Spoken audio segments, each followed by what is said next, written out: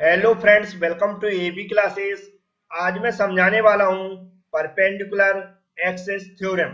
यदि आप इसकी definition, diagram, derivation and application समझना चाहते हैं तो वीडियो एक बार पूरा जरूर देखें। हमारे चैनल को सब्सक्राइब कर लें, बेल आइकन पर क्लिक कर लें, जिससे कि जब भी वीडियो मैं अपलोड करूं उसकी नोटिफिकेशन आपके पास पहुंच सके। अब मैं स्टार्ट करता हूं आज का वीडियो। सबसे पहले यहाँ पर जो टॉपिक लिखा हुआ है इसको मैं एक्सप्लेन करूंगा, जिससे आपको इसकी डेफिनेशन और भी सरल लगने लगे। तो मैं स्टार्ट करता हूं, सिर्फ आपको ध्यान से सुनते जाना है। टॉपिक के अंदर सबसे पहले लिखा हुआ है परपेंडिकुलर एक्सिस। यह जो परपेंडिकुलर एक्सिस लिखा हुआ है इसको पढ़कर ऐसा समझ में आता है जैसे कि इसके अंदर बात की गई है ऐसी एक्सिस की जो एक दूसरे के परपेंडिकुलर होंगे। मतलब ऐसे एक्सिस की बात की गई है जो एक दूसरे के परपेंडिकुलर होंगे। लेकिन यहाँ पर दिमाग के अंदर क्वेश्चन यह आता है कि परपेंडिकुलर एक्सिस क्या होती है।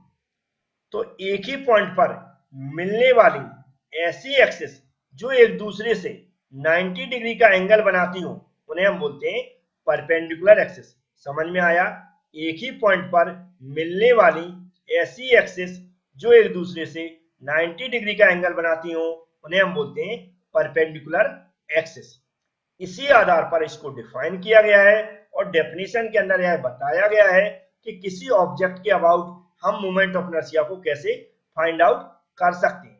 तो अब मैं इसकी डेफिनेशन समझा रहा हूं, उसको भी आपको ध्यान से सुनना है। एक प्लेन के अंदर स्थित ऐसी दो एक्सिस जो एक दूसरे के परपेंडिकुलर हो, मतलब एक प्लेन के अंदर स्थित ऐसी दो एक्सिस जो एक दूसरे के परपेंडिकुलर हो, उन दोनों एक्सिस के अबाउट मूवमेंट ऑफ इनर्शिया का योग बराबर होता है उसी प्लेन के अंदर स्थित तीसरी एक्सिस के अबाउट मूवमेंट ऑफ इनर्शिया के, यदि वह एक्सिस उन दोनों एक्सिस के परपेंडिकुलर हो और उसी पॉइंट पर मिलती हो। ये डेफिनेशन होती है इसकी। थोड़ा सा समझ में आया होगा, नहीं आया तो इसके डायग्राम के थ्रू एक बार और समझाता हूं मैं। हमने मान लिया एक ये प्लेन है जिसके अबाउट हमें क्या निकालना है, मोमेंट ऑफ इनर्शिया। तो इसका मोमेंट ऑफ इनर्शिया कैसे निकालेंगे? सबसे पहले हमने यहाँ पर देखा, यहाँ पर इसके अंदर एक पॉइंट पर मिलने वाली दो एक्सिस एक दूसरे के परपेंडिकुलर है। हमने मान लिया वाई एक्सिस रेड कलर में और ब्लू कलर में ये हमारी एक्सिस, ये एक दूसरे के कैसे हैं, परपेंडिकुलर है। तो इन दोनों एक्सिस के अबाउट मोमेंट ऑफ इनर्शिया का जो योग होगा वह बराबर होगा इस जो हमारी थर्ड एक्सिस है जेड एक्सिस, इसके अबाउट मोमेंट ऑफ इनर्शिया के। लेकिन यह एक्सिस इन दोनों एक्सिस के कैसी हो, परपेंडिकुलर हो और उसी पॉइंट से गुजरती हो। एक बार और समझाता हूं मैं इसके फॉर्मूला के थ्रू। हमने मान लिया आई एक्सिस, एक्स एक्सिस के अबाउट मोमेंट ऑफ इनर्शिया है और वाई एक्सिस जो हमारी वाई एक्सिस है उसके about I by Y moment of inertia है। तो जो हमारा आई एक्सिस मतलब ये हमारी एक्सिस है, इसके अबाउट मोमेंट ऑफ इनर्शिया और आई बाय वाई वाई एक्सिस के अबाउट मोमेंट ऑफ इनर्शिया का योग, जो प्लस लगा हुआ मतलब होता है का योग, बराबर होता है जो तीसरी एक्सिस जेड एक्सिस है जो आई जेड जेड से इसका मोमेंट ऑफ इनर्शिया शो कराएगा, इसके बराबर होता है। इसके आई जेड जेड के अबाउट जो मोमेंट ऑफ इनर्शिया होगा आई जेड जेड उसके बराबर होता है यदि ये तीनों एक्सिस एक दूसरे के परपेंडिकुलर हो। ये हमें याद रखना है। तो इतना आपको समझ में आ गया होगा। थोड़ा बहुत नहीं आता समझ में, आप थोड़ा डाउट हो रहे हो या क्लियर नहीं हो कंसेप्ट, तो डेफिनेशन को एक से दो बार पढ़ेंगे तो और भी आपको अच्छे समझ में आ जाएगा।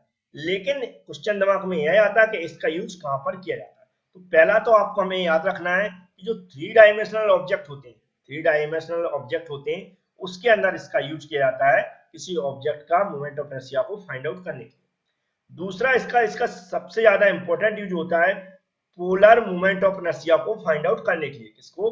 पोलर मोमेंट ऑफ इनर्शिया को फाइंड आउट करने के लिए इसका यूज किया जाता है। नॉर्मल क्वेश्चन के अंदर डेफिनेशन लिखने को आती है तो आप इसकी डेफिनेशन लिख सकते हैं, फॉर्मूला लिख सकते हैं और ये डायग्राम बना सकते हैं। लेकिन डेरिवेशन आता है तो हमें उस डेरिवेशन को समझना पड़ेगा, तो मैं आगे इसके डेरिवेशन को भी समझा देता हूं। तो यहाँ पर आप देख सकते हैं सबसे पहले हमें कंसीडर करना पड़ेगा, हमने मान लिया एक प्लेन है जिसके अंदर थ्री ऐसी एक्सिस हैं जो एक दूसरे के परपेंडिकुलर है या बोल सकते हैं एक दूसरे से 90 डिग्री का एंगल बनाती है। तो हम जब भी कोई डेरिवेशन करते हैं हम क्या करते हैं, जिस ऑब्जेक्ट का हमें मोमेंट ऑफ इनर्शिया निकालना है उसको छोटे छोटे खंडों में डिवाइड कर देते हैं।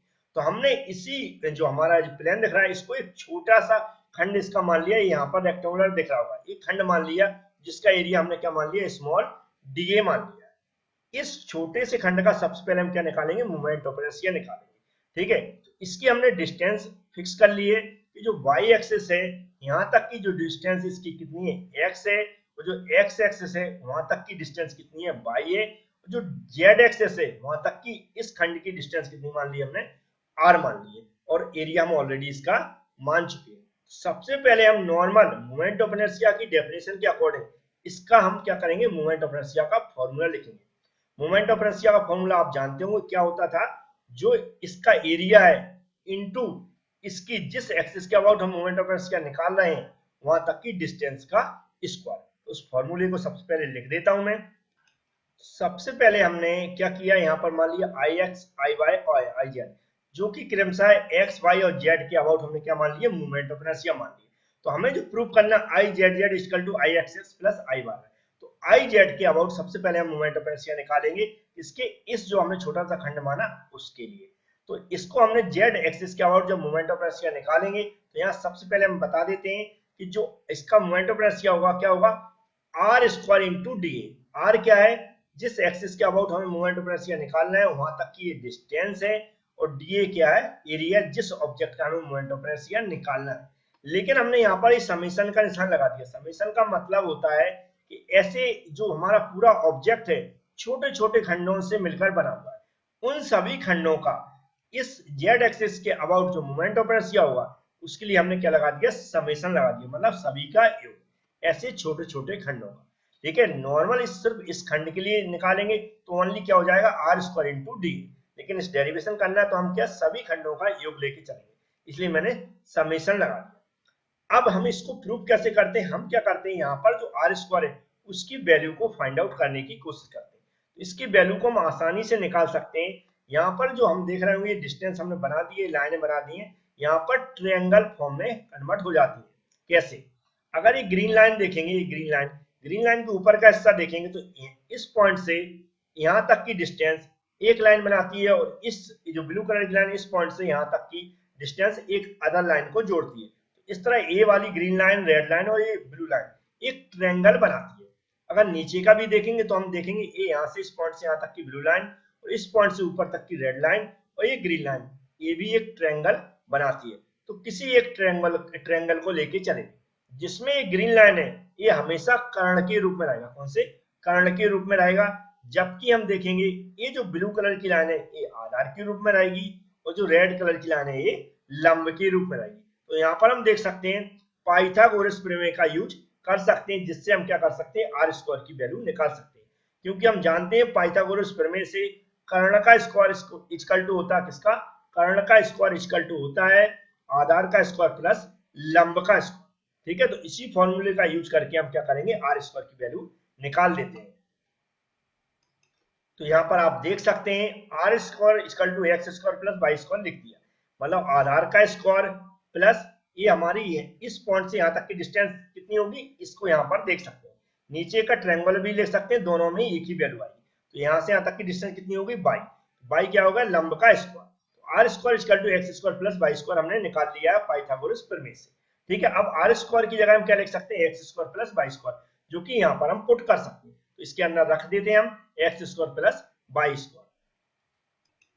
तो यहाँ पर देख सकते हैं, यहाँ पर सबसे पहले इस फॉर्मूले के अंदर हमने जो इक्वेशन है आर स्क्वायर की जगह रख दिया X square plus Y square, जो कि आप यहाँ पर देख सकते हैं। फिर हम इसका ब्रैकेट को ओपन कर दिया, ब्रैकेट को ओपन करेंगे तो डी का मल्टीप्लाई एक्स स्क्वायर में भी होगा, वाई स्क्वायर में भी होगा, और जो समेशन का साइन है वो दोनों के अंदर लग जाएगा। Summation X square into D A plus summation Y square into D. ये जो हमारा एक्स स्क्वायर क्या शो कराता है, जो हमारा जो भी हमने छोटा खंड लिया है उन सभी का जो योग होगा वह किसके अबाउट मोमेंट ऑफ इनर्शिया होगा, एक्स एक्सिस के अबाउट होगा। इस तरह एक इसके अबाउट होगा, वाई एक्सिस के अबाउट होगा। ठीक है, तो इसको थोड़ा सा और समझ लेते हैं, इसको मैंने अलग अलग कर दिया।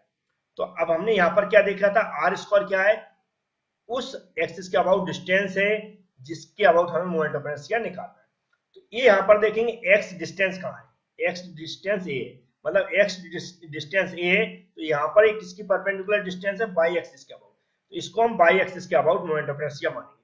मतलब ए वाला आई बाय वाई हो जाएगा, आई बाय दिख रहा है, मतलब जो हमारा एरिया इंटू यहाँ तक की डिस्टेंस का स्क्वायर है, तो उसी एक्सिस के अबाउट क्या हो जाएगा, इस ऑब्जेक्ट का क्या हो जाएगा, मोमेंट ऑफ इनर्शिया। तो आई बाय वाई क्या कौन सा हो जाएगा, पहला वाला, प्लस बाई स्क्वायर जो लिखा हुआ है, मतलब बाई डिस्टेंस देखेंगे कहां पर, बाई डिस्टेंस यहाँ है, ये किसके अबाउट है, एक्स एक्सिस के अबाउट, तो ये क्या हो जाएगा, आई एक्सिस, मतलब आई एक्सिस के अबाउट जो मोमेंट ऑफ इनर्शिया होगा, एरिया इंटू डिस्टेंस का स्क्वायर, तो ये हो जाएगी आई एक्सिस। याद रखें ये जो वाली वैल्यू है ये कहां रखेंगे, आई एक्सिस, और जे वाली वैल्यू है किसके बराबर है, आई बाय वाई के। याद रखें आई एक्सिस क्या है, जो हमारी वाई एक्सिस है उसके सॉरी आई एक्सिस क्या है, जो एक्स एक्सिस के अबाउट मोमेंट ऑफ इनर्शिया, जिसकी जिस ऑब्जेक्ट का हमें मोमेंट ऑफ इनर्शिया निकालना है उसके एरिया कितना है, डीए है, और उसकी डिस्टेंस कितनी है, बाई है। इस तरह आई वाई वाई की बात करें मतलब होता है बाई वाई एक्सिस के अबाउट मोमेंट ऑफ इनर्शिया, जिसकी जो परपेंडिकुलर डिस्टेंस कितनी है, एक्स स्क्वायर, और जिसका जिस ऑब्जेक्ट का मोमेंट ऑफ इनर्शिया निकालना है उसका एरिया कितना है, डी। तो इस तरह हमने इसको एक्सप्लेन किया और ये प्रूफ हमें करना था, ये प्रूफ हो गया। इस तरह हम डेरिवेशन आसानी से कर सकते हैं। यदि फ्रेंड्स आपको ये वीडियो पसंद आता है तो लाइक और शेयर जरूर करें। Thank you friends.